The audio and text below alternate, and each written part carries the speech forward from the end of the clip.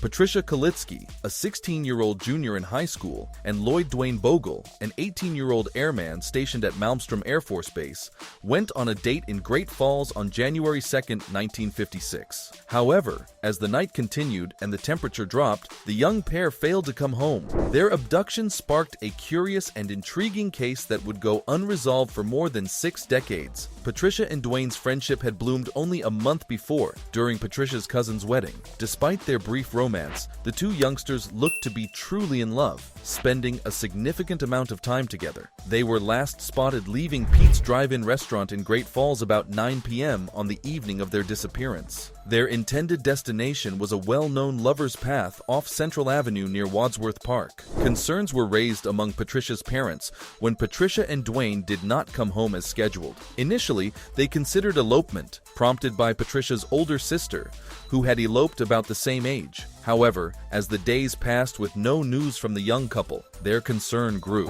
Duane, who had recently been promoted to Sergeant Second Class at Malmstrom Air Force Base, was well liked in Patricia's family. Despite their chats about marriage, Patricia, a serious student with college ambitions, did not fit the conventional description of someone who would elope. Furthermore, the pair rigorously followed Patricia's curfew, adding to the mystery surrounding their unexpected absence. When witnesses came forward, they described seeing a guy resting under a tree on the same night the pair vanished, presumably inebriated. Unfortunately, no one intervened to further investigate, presuming the man was merely drunk. The mystery surrounding the occurrences grew even deeper. The next morning, 3 boys came across the disturbing scene of Duane's remains. Half of his body was crushed beneath his automobile, his wrists bound behind him with his own belt, and a deadly gunshot wound marked the catastrophe. This revelation added another layer of tragedy to the emerging mystery, leaving detectives and the community reeling from the strange circumstances surrounding Duane's death.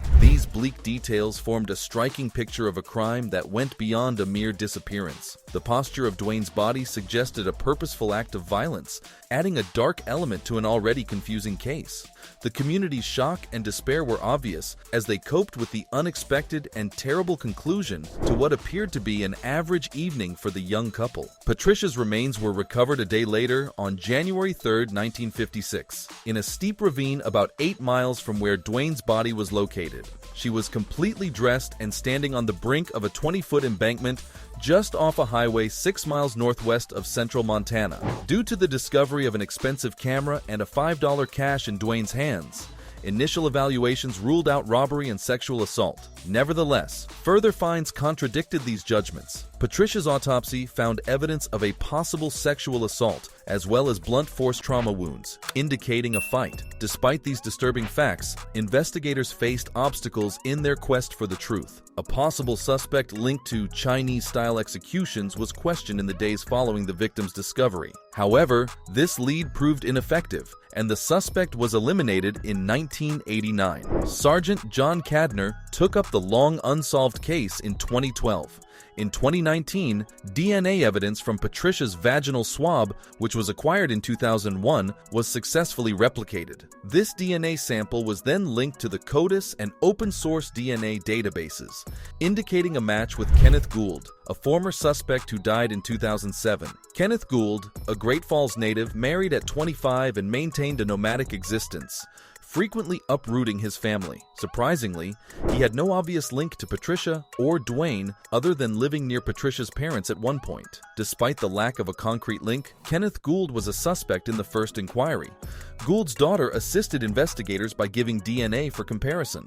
The findings verified a match, increasing the likelihood that Kenneth Gould was the culprit. However, because of his death in 2007 and subsequent cremation, his guilt could not be established in court. After more than 65 years, this discovery brought both closure and further grief to Patricia and Duane's families. Gould's neighbors in Missouri, where he had resided before his death, were shocked, characterizing him as a laid-back and soft-spoken man.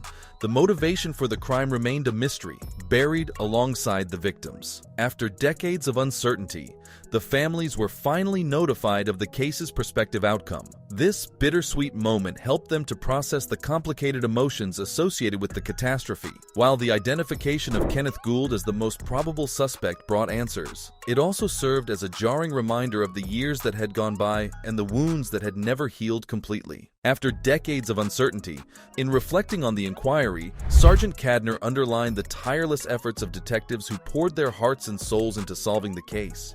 The families, who had been given some closure, were unable to resist the return of memories linked to two young lives sadly cut short. Patricia's sister, the last living member of her family, was confronted with the news while suffering from advanced dementia. The Bogle family, shattered by stories and rumors about Duane's fate, finally had a viable explanation, albeit one that reopened old scars. The case highlighted the rising importance of technology in solving cold cases in the larger context of criminal investigations. Once unachievable, DNA evidence has become a critical tool, allowing investigators to examine old cases and investigate previously inaccessible leads. The mystery delves deeper into the complexities of comprehending the various motivations behind the crime, noting the inherent difficulties in analyzing the conduct of those whose secrets remained hidden. Kenneth Gould's quick migration following the murders, along with his itinerant lifestyle, added layers of intrigue to an already enigmatical case. While the identification of Kenneth Gould as the most probable suspect provided some closure, it did not entirely answer the concerns about the reasons and circumstances that led to such a horrible act. The family, who had undergone years of uncertainty and mental pain, now had the difficult challenge of dealing with the tragedy's diverse emotions. The case of Patricia Kalitsky and Lloyd Duane Bogle, albeit potentially close to conclusion, served as a heartbreaking reminder of the lasting nature of unsolved mysteries and the tremendous impact they had on the lives of those left behind. The story emphasized the long-lasting wounds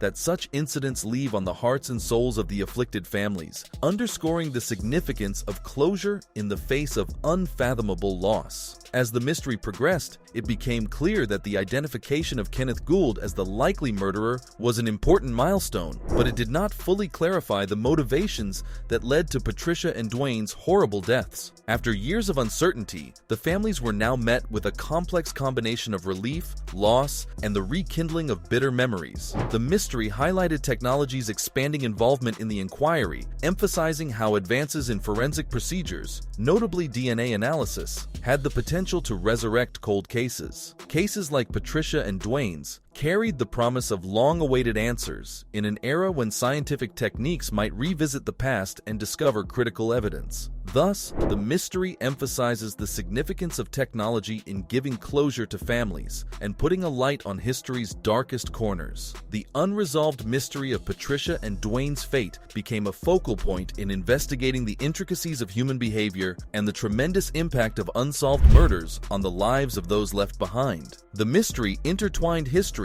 and the present, stressing the emotional journey of the families and the hard efforts of investigators to pursue justice. In conclusion, while the identification of Kenneth Gould as the most likely suspect was a big step forward, the motivations for the crime remained a mystery. Although the families were given some closure, they were forced to negotiate the complex web of emotions associated with the catastrophe. Patricia Kalitsky and Lloyd Duane Bogle's case provided a sad reminder of the pervasiveness of unsolved mysteries and the possibility for technology to reveal solutions, offering peace to families and revealing the darkest corners of the past. We're reminded of the unsettling impact of unsolved mysteries as we reflect on the closure of Patricia and Duane's case. What other cold cases may technology help solve? What secrets are waiting to be discovered? Join us on a voyage into the unknown, where solutions may be just beyond time and technology's reach. Well, that's it for today. Make sure that you like and subscribe to our channel for more amazing videos. Thanks for watching the video. We'll see you at the next one.